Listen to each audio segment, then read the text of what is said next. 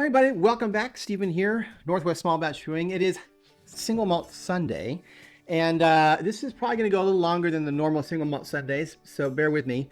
The reason being is because, unbeknownst to me, there was a major announcement in the whiskey world recently, and I feel like it kind of went unspoken. And so I just wanted to say something. So for a while now, American single malt has been exploding, right? And the thing about it is, because it's brand new, there hasn't been any legal definitions as to what American single malt is. That's important as a consumer, because if you buy something that says American single malt on the bottle, it doesn't mean anything. You don't know what you're really getting, because there's no guarantee of what that signifies.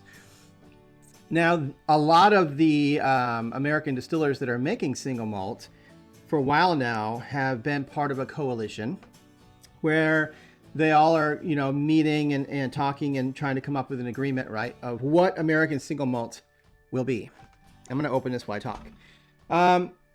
And so that talk went on and on and on. And as of December 18th last year, so just before Christmas last year, they actually passed the law officially, deciding what would be considered an American single malt. Now, this is the big news I was talking about. I don't know why, but I really haven't seen it talked about on whiskey forums and channels and stuff, and that sort of thing. Gosh dang it, I hate all this wrapper. Now it looks bad. Anyway, so the deal is, now that they have a legal definition and we know what we're getting, I just want to go through it. Like, well, how does it compare to what we are used to drinking? When we think of single malt, we usually think of Scotch. And there's very specific rules and laws regarding what Scotch can and cannot be. And now, thankfully, there's also the same for American single malt. So the first thing is, it has to be 100% malted barley. Same as Scotch, 100% malted barley. And it has to be distilled at one distillery. That is a big point of confusion for a lot of people just getting into whiskey, that they don't realize that single malt means one distillery. It doesn't mean one malt or one, barrel. It's a mix of any of the barrels they want, really. Well, that fit the guidelines, but from one distillery, which is, again, the same as Scotch. It must be matured, distilled, and mashed, created in the United States, which, again, I believe is the same as Scotch. Can't have a Scotch if it's not actually, made in Scotland. The only difference may be, I have seen where Scotch is sometimes sold to other companies and then they finish it in other barrels. So sometimes it's not matured. I guess it depends on the definition of matured. I'm not sure. I didn't dig into that. It must be aged in oak casks that do not exceed 700 milliliters. That's pretty normal. It doesn't specify that they have to be any specific type of oak. It doesn't say, they have to be charred, uncharred, how much char. And again, Scotch is pretty much the same way. It can only be a maximum of 160 proof, which is 80% ABV. Now, I doubt you're ever going to find an 80% ABV American single malt being sold on the market. But that's the max it's allowed to be distilled out of the still. And I can't, to be honest with you, remember if Scotch has that similar. I think it's similar, but maybe not exactly the same.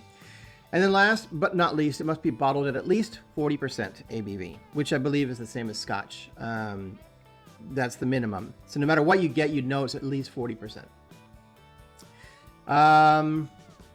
So basically, it's what we thought all along. It follows mostly the same rules that Scotch follows. The only rule it doesn't follow is how long you have to age it. Scotch, by law, has to be aged for a minimum of 3 years in oak. American single malt, there's no legal requirement. So you could end up with something that got splashed into a barrel of oak and then just poured right into a bottle. I mean, it wouldn't have any color, but technically that would be American single malt. I don't think it would sell very well, but why do you think they made that decision? Well, they made that decision, in my opinion, because the climate in the United States varies significantly more than it does in Scotland. No matter where you're at in Scotland, I think that 3-year minimum gives you a guarantee of a certain profile and quality for your whiskey. Whereas in the United States, I know Balcones down in where are they? Waco, down in Texas. I don't think it takes very long for them to mature their whiskey, because in Texas it gets extremely hot and extremely cold. Such huge variations means that the oak, the wood barrel, is expanding and contracting much more than it would in other environments. And so it's absorbing or sucking in the whiskey, and then it's pushing it back into the barrel in like a sponge. And so you end up with much faster flavor profile. Now, don't get that mixed up with, oh, well, you can age and make whiskey so much faster in Texas. No, that's different. All right. Truthfully, yes, you're going to have to take it off the barrel sooner, or you're going to have too much oak on your whiskey. However, you cannot, at least by today's standards, and they have tried, trust me, you cannot fake time. This ingredients, and I say the same thing on my beer channel. You cannot omit time. It's one of the 5 ingredients in making beer, in my opinion. Same thing with whiskey. You cannot age a whiskey in a shorter amount of time and have it come out the same. It just won't work. You can't do it. And you can't, they have not come up with a way to, mechanically quick age a whiskey and have it actually taste good. At any rate, I think that's why there's no age requirement on how long you have to age a whiskey for single malt in America, because it's just too, depending on where you make it, it's really going to vary. And you wouldn't want to require a Texas distillery to age their whiskey for 3 years. No one would buy it. It would be over oaked and would taste terrible. And by the way, Balcones puts out some really good whiskey, so don't take that to mean I think that they have bad whiskey. I have a couple bottles, actually.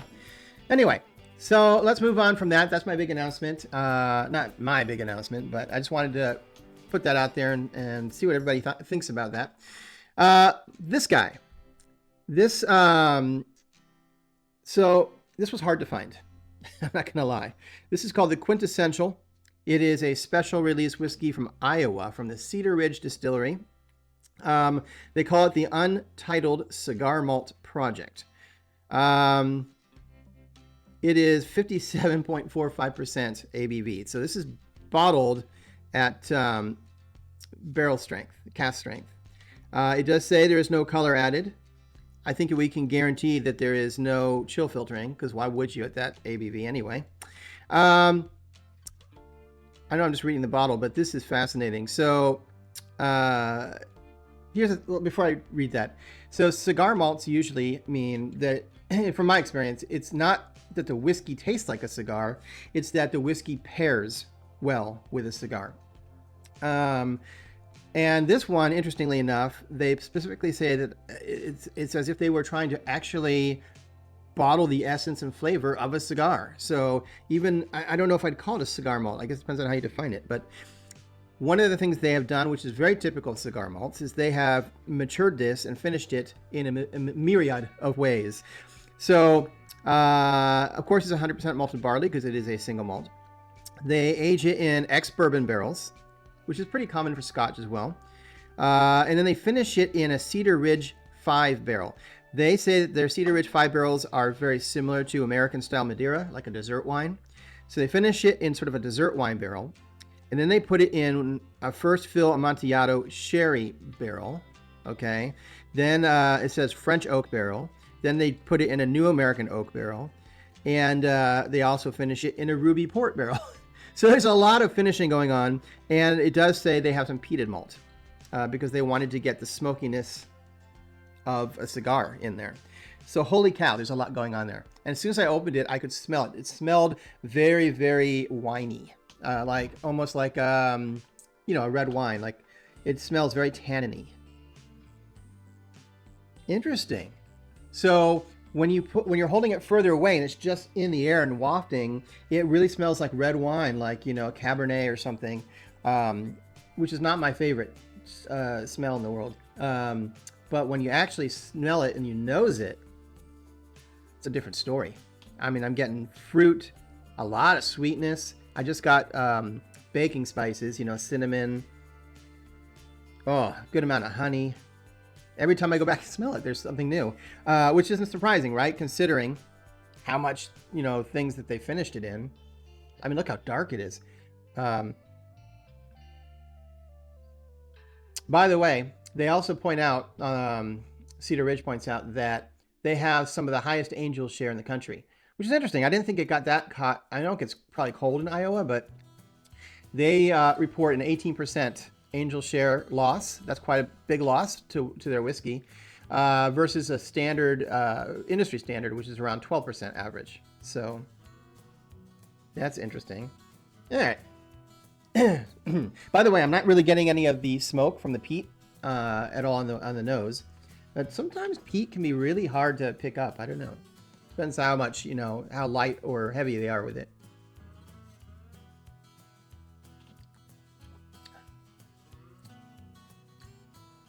Wow. Oh boy. Spicy. I do get some of that smokiness. Not like Ardbeg smoky, but it's there. Yeah, I mean, it's like all those flavors I just described, 100-fold. I mean, it's just a mouthful of fruit and sweetness and honey and a lot of spicy cinnamon from the baking, from the, you know, the oak. Very warm from the, as you can imagine, the cast strength, which is not for everybody. If you're not used to cast strength, it can really knock you in the head. It's just, you know, you have to be ready for it. Take smaller sips, you know. As long as I'm going long, I'll just keep going on my video here. They say that if you breathe out while you're sipping the whiskey, it will help with handling that burn from the ethanol and being able to get the flavors. You're never going to get rid of the ethanol burn, but it's not as bad. Wow, whoa, what was that? Wow, I just got a whiff of something. Almost like root beer. Yeah, there it is. Yeah, it's root beer. But this is turning out to be one of the most exciting whiskeys I've had in a long time. Out of Iowa, of all places. I think Cedar Ridge is a winery as well, or they were. Sounds familiar to me. If you look up their distillery, and I'll be putting pictures as I go here, but it's a gravel road that gets to their distillery, a gravel road that goes into their property. They're out in the middle of God's country. They're in nowhere, you know, Iowa. There's nothing really else around. It's like a farm, like you're driving into a farm. And it looks like they've purchased some land across the street where they're starting to store all their barrels. But it's pretty fascinating. You don't oftentimes find a distillery out in the middle of nowhere like that. So that's kind of cool. It would be a fun place to visit. I think they have a restaurant and everything there as well. Wow.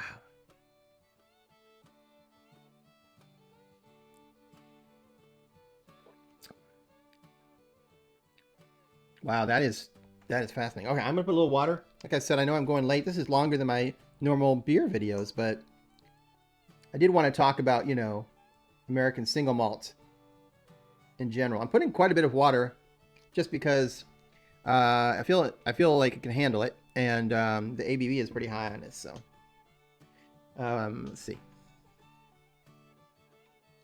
That definitely killed the nose. Yeah, it lost pretty much everything on the nose by doing that. Interesting. Interesting.